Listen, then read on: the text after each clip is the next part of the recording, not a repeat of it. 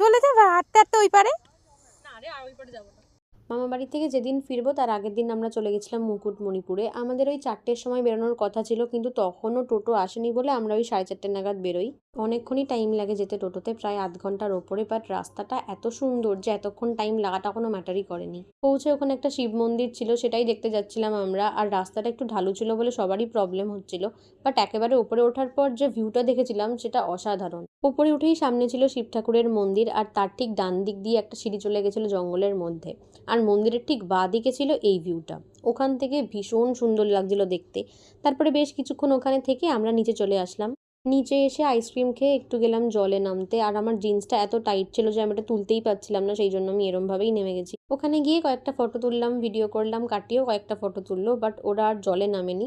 তারপরে কাটটির 2-1টা ফটো মনে হলো যে আবার তুলবে, ভালো আসেনি, তো সেগুলোও তোলা হলো। তারপর আমরা যখন ওপরে উঠে আসলাম তখন প্রায় সন্ধে হয়ে গেছে। এদিকে বড়রা এখানেই ছিল। তারপরে বেশ কিছুক্ষণ পর টোটো করে আমরা চলে গেলাম বেশ কিছুটা রাস্তা। এবার সেখানে গিয়ে কেন দাঁড়ালাম, কারণ এখানে আরো কয়েকটা দোকান আছে যেখান থেকে টুকটাক কেনাকাটা করতে পারবো। এখানে বেশিরভাগই মাটির আর কাঠের বিভিন্ন ডিজাইনের শোপিস জুয়েলারি ছিল, এছাড়া ব্যাগও ছিল।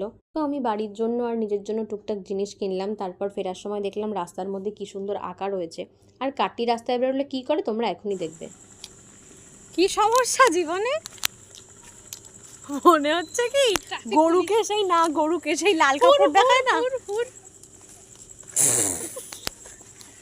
যাই হোক, তো এইসব করতে করতে আমরা চলে আসলাম মেন রোডে। তারপরে কিছুটা হেঁটে আসার পর দেখতে পেলাম একটা ফুচকার দোকান, কিন্তু এই ফুচকার দোকানে আমাদের সঙ্গে স্ক্যাম করা হয়েছিল, অনেক বেশি টাকা নিয়েছে আমাদের থেকে। তো যা হওয়ার হয়ে গেছে, এই ভেবেই ফিরে আসলাম। বাট এবার তো ব্যাগ গোছানোর পালা, কারণ পরের দিন ভোরবেলাই আমাদের বাস। বাই।